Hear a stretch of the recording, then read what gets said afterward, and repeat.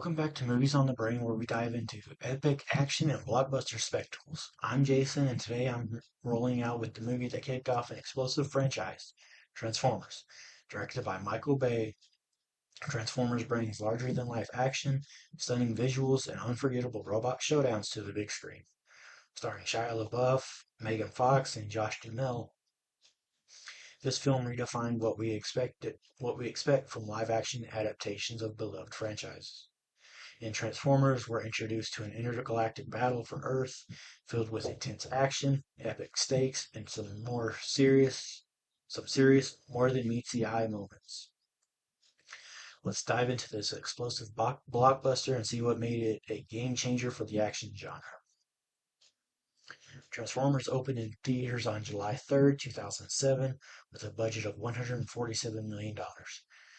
During its 19-week theatrical run, it earned $319.2 million domestically, $390.4 million internationally, making a worldwide total of $709.7 million.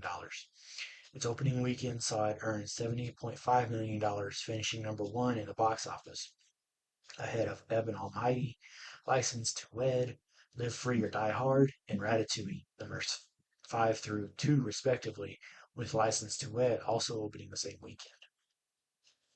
Its final week in theaters saw it earn $228,410, finishing its box office run at number 29.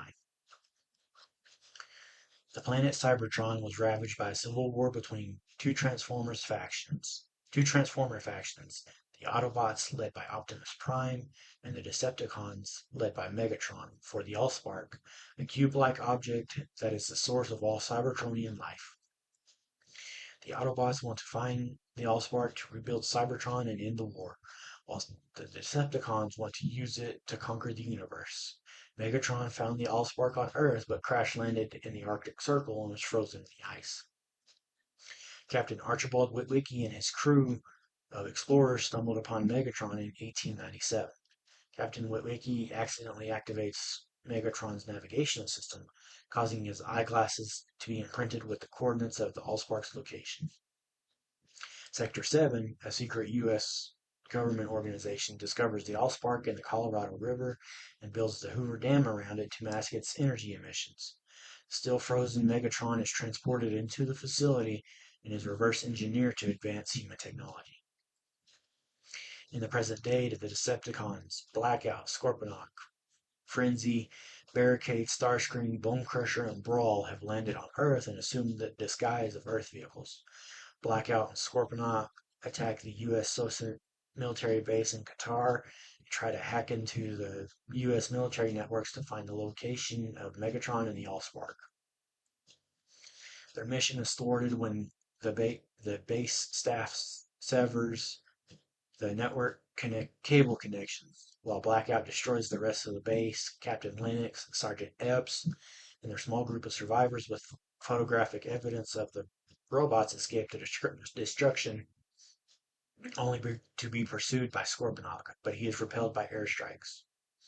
Lennox's team discovers that the only effective weapons against the Transformers' armor are high-heat saber rounds. After Blackout's failure, Frenzy infiltrates Air Force One to hack into the military network, and in doing so plants a virus. He finds the map imprinted on Captain Witwicky's glasses, which is owned by his descendant, Sam Witwicky. Frenzy and Barricade begin tracking Sam's location in Los Angeles. One of the Autobots, Bumblebee, is also on Earth disguised as a 1976 Chevrolet Camaro and is bought by Sam while shopping for his first car. Bumblebee helps him woo his crush, Michaela Baines. Bumblebee leaves at night to transmit a homing beacon to the Autobots, and Sam sees them in robot form. Barricade confronts Sam and demands Archibald's spectacles, but Bumblebee rescues him and Michaela.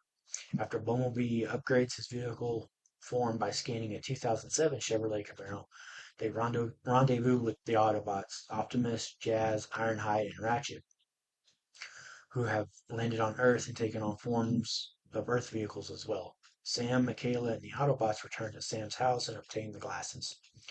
Soon, agents from Sector 7, led by Seymour Simmons, arrive to arrest Sam and Michaela. and they capture Bumblebee after the Autobots try to rescue them. Frenzy, disguised as a mobile phone, secretly accompanies the group to the Hoover Dam and releases Megatron. Locating the Allspark, Frenzy alerts the other Decepticons. Sam convinces the Sector 7 agents to release Bumblebee so that he can get the Allspark to Optimus Prime. Frenzy's virus has shut down the worldwide communications, but a pair of hackers, Maggie Madsen and Glenn Whitman, managed to establish a signal to the Air Force. The Autobot human convoy goes to Mission City to obtain a radio to guide the Air Force in securing an extraction for the Allspark as the Decepticon forces attack the convoy. During the ensuing battle, Brawl, Bone Crusher, Frenzy, Jazz, and Blackout are all killed. Sam manages to ram the Allspark into Megatron's chest, killing him and destroying the Allspark. Optimus takes a fragment of the Allspark from Megatron's corpse, but realizes that with its destruction, their homeworld, Cybertron, cannot be restored. The U.S. government decommissions Sector 7 and dumps the deceased Decepticons into the Laurentian abyss. Sam and Michaela begin a relationship, and Optimus sends a signal to other surviving Autobots, directing them to Earth. Now let's look at the cast and some of their other roles. Shia LaBeouf as Sam Witwicky. Other roles for Shia LaBeouf include James in Honey Boy, Tyler in The Peanut Butter Falcon, and Boyd Swan in Fury. Josh Duhamel as Captain William Lennox. Other roles for Josh Duhamel include Alex in Save, Jacob Lee in the Callisto Protocol video game, and Harvey Dent in Batman The Long Halloween Parts 1 and 2. Megan Fox is in Caleb Baines. Other roles for Megan Fox include Jennifer in Jennifer's Body, Emma in Till Death, and Reagan in the TV show New Girl. Tyrese Gibson as Sergeant Robert Epps. Other roles for Tyrese Gibson include Roland Pierce in the Fast and Furious franchise, Mercer Bay in 1992, and Mouse in Black and Blue. Rachel Taylor as Maggie Madsen. Other roles for Rachel Taylor include Ann Morris in The Loft, Zoe in See No Evil, and Trish Walker in the TV show Jessica Jones. Anthony Anderson as Glenn Whitman. Other roles for Anthony Anderson include Detective Kevin Bernard in the TV show Law and Order, Bones in Ferdinand, and Mr. Sandpaper Hands in Grudge Match. John Turturro as Agent Major Seymour Sims. Other roles for John Turturro include Damien in The Room Next Door, Milo in 40 Winks, and Arnold in Gloria Bell. John Voight as John Keller. Other roles for John Voight include Robert Wainwright in Shadowland, Patrick Quinn in Mercy, and John in JL Ranch. Michael O'Neill as Tom Banachek. Other roles for Michael O'Neill include Richard Barkley in Dallas Buyers Club, Joe Dean in Air, and Beckwith in Danger One. Kevin Dunn as Ron Witwicky. Other roles for Kevin Dunn include President Zito in Warrior, Sergeant Phil Casey in Amber Alert, and Frank in Thunder Force. Julie White as Judy Witwicky. Other roles for Julie White include Jane Gold in The Nanny Diaries, Shirley in Adult Beginners, and Elizabeth Blair Lee in Lincoln. Amari Nosako as Jorge Figueroa. The roles for Amari Nolasco include Fernando Sucre in the TV show Prison Break, Murphy in A Good Day to Die Hard, and Manny in South of Heaven. Zach Ward as First Sergeant Donnelly. Other roles for Zach Ward include Mickey Sheen in Survive the Game, Desmond in Break Beyond the Law, and Dante in the TV show Z Nation. W. Morgan Shepherd as Captain Archibald Witwicky. Before his passing in January of 2019, other roles for W. Morgan Shepherd included Will Hodges in Last Man Club, Uncle Bill in The Last Mark, and Captain Nemo in Jules Verne's Mysterious Island. Bernie Mac as Bobby Bolivia. Before his passing in August of 2008, other roles for Bernie Mac included Percy Jones in Guess Who, Jen in Bad Santa, and Jimmy Lunchbox in Old Dogs, which was his final film role. John Robinson as Miles Lancaster. Other roles for John Robinson include Noam in On the Line, Marique in The Cellar, and Paul Smith in Big Sur. Travis Van Winkle as Trent DeMarco. Other roles for Travis Van Winkle include Hoyt Ambrose in Accepted, Dex in 2024's Roadhouse, and Lieutenant Dan Green in the TV show The Last Ship. Glenn Morshower as Colonel Sharp. Other roles for Glenn Morshower include Marshall Winthrop as the TV show The Resident, Aaron Pierce in the TV show 24, and Gerald in Bug. Peter Cullen as Optimus Prime. Other roles for Peter Cullen include Eeyore in the TV show My Friends Tigger and Pooh, Captain Nathaniel Flint in Treasure Planet, and Monterey Jack in the TV show Chip and Dale Rescue Rangers. Mark Ryan as Bumblebee. Other roles for Mark Ryan include Gates in the TV show Black Sails, Boris and Siblings, and Lockdown in Transformers Age of Extinction. Darius McCrary as Jazz. Other roles for Darius McCrary include Eddie Winslow in the TV show Family Matters, Dave in Saw 6, and Drew in The Summoning. Robert Foxworth as Ratchet. Other roles for Robert Foxworth include Wayne Woodson, Kiss the Bride, Dr.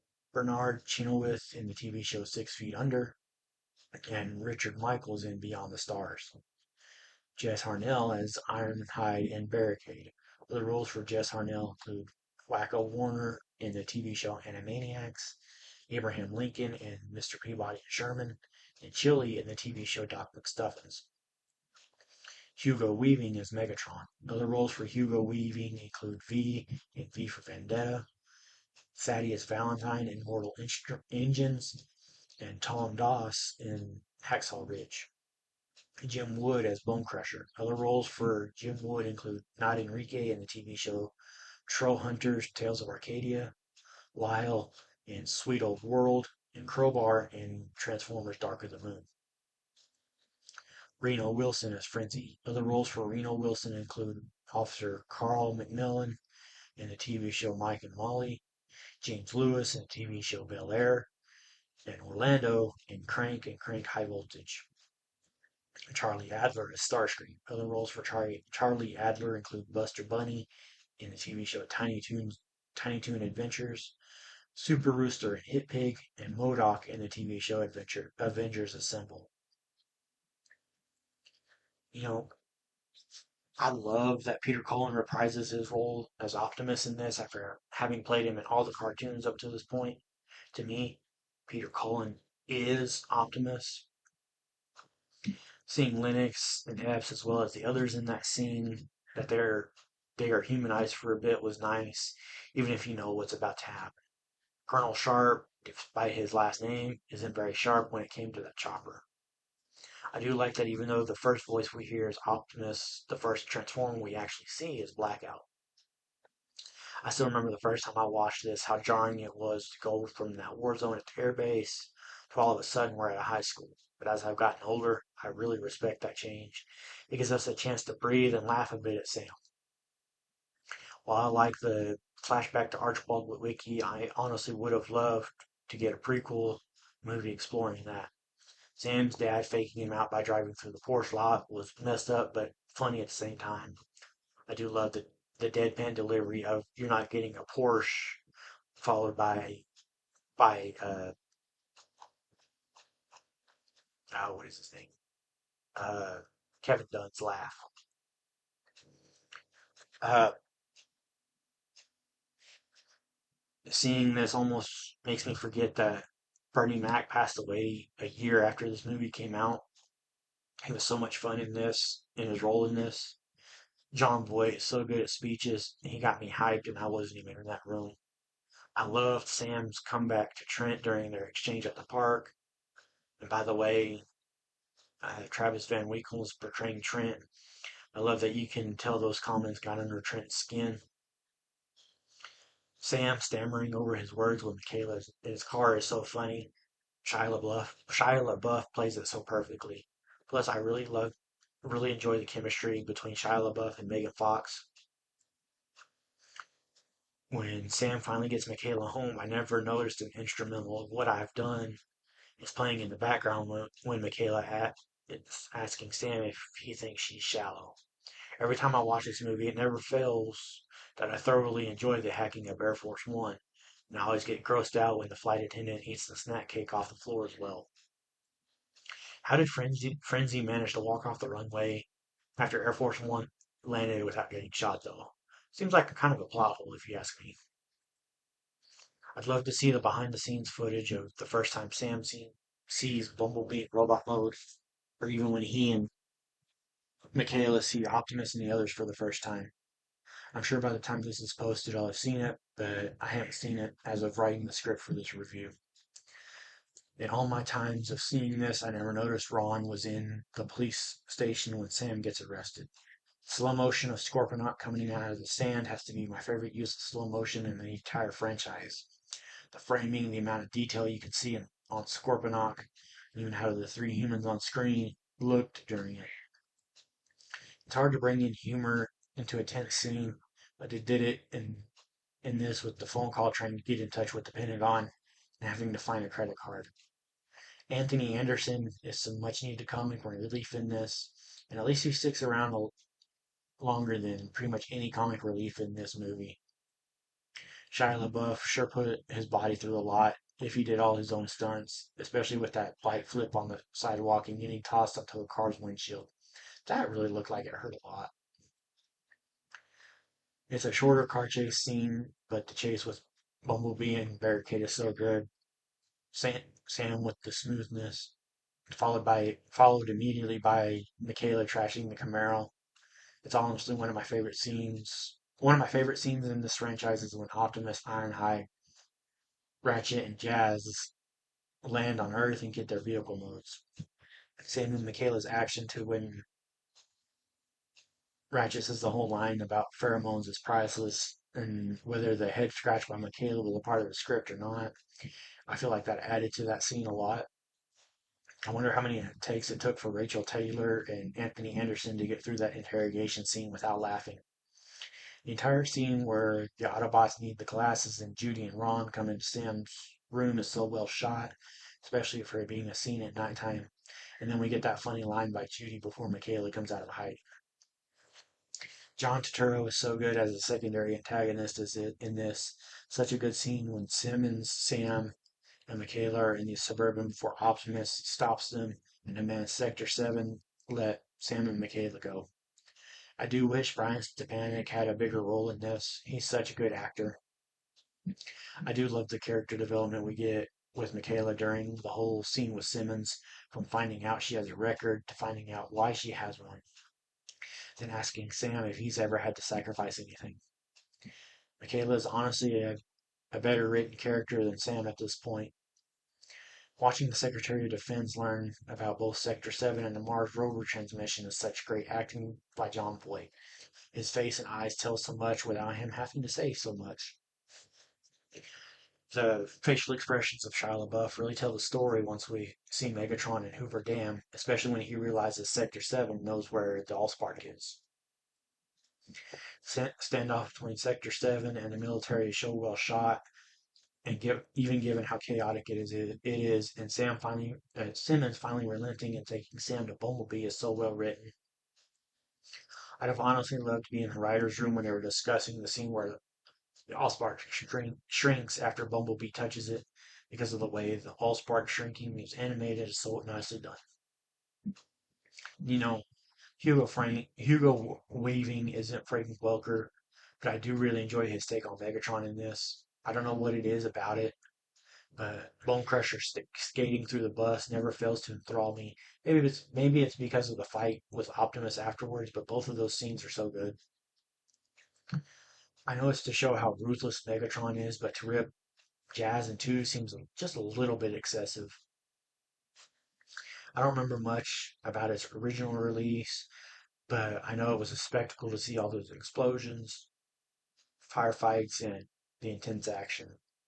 The romance between Sam and Michaela is evident, but I like that after that initial meeting between the two, they don't beat you over the head with it constantly. I love the tracking shot when Lennox slides under her blackout. It's really great looking, honestly. I do like that we get an immediate response to what happens to the dead Decepticons. And as always, Peter Cullen kills it in the ending monologue. Overall, an enjoyable movie that started a fun franchise, even if there are a few movies in the franchise that I don't enjoy. Now let's look at some fun facts and trivia on this. According to Megan Fox, she was attending a Linkin Park concert, and when it was over, the band met her personally and stated that they had heard about the live-action Transformers film and requested whether they could have a song of theirs in the film, and thus "What I've Done" appears in the closing credits. Peter Cullen, the original voice of Optimus Prime, described reprising the role as slipping into an old pair of very comfortable shoes that you haven't worn for a while. Was grateful to the fans for wanting and bringing him back. Michael Bay originally wanted an Apple iPod for Simmons' demonstration in the Allspark chamber, but Apple CEO Steve Jobs objected to the use of one of his projects, and a Nokia cell phone was used instead. In her role as Michaela Baines, Megan Fox gained 10 pounds of muscle to be more compatible for the action scenes. The Transformers possessed such rich level of detail and complexity, it took the ILM animators 38 hours to fill them in a single frame of film. The release date was set without a script or cast. It's the fastest selling DVD of 2007. Tyrese Gibson paid the filmmakers to get him a role in the film. To prepare for the role, Josh Duhamel and Josh Gibson spent 3 days in boot camp, and Gibson also spent time with combat controller Ray Bollinger to make his dialogue sound natural. As the script went through several versions over the years, every draft of the script always included the same four characters: Optimus Prime, Bumblebee, Megatron, and Starscream. Ewan McGregor was considered to voice Bumblebee and Ratchet. Amanda Seyfried and Emma Stone both auditioned for the role of Michaela Baines. And Michael Clark Duncan was originally going to play a member of Sector 7. And that's a wrap on my review of Transformers. This movie brought the Autobots and Decepticons to life in a way we'd never seen before, delivering action, heart, and plenty of epic robot battles. If you enjoyed this review, don't forget to like and subscribe to Movies on the Brain for more Transformers content. I'll also be reviewing the rest of the franchise soon, including Bumblebee, and hopefully, if I can find it, the iconic 1986 animated movie. But I won't be covering Transformers 1 because that one's already up on the channel, so go check it out if you haven't. Let me know in the comments your favorite moments from Transformers and what you think about the rest of the franchise.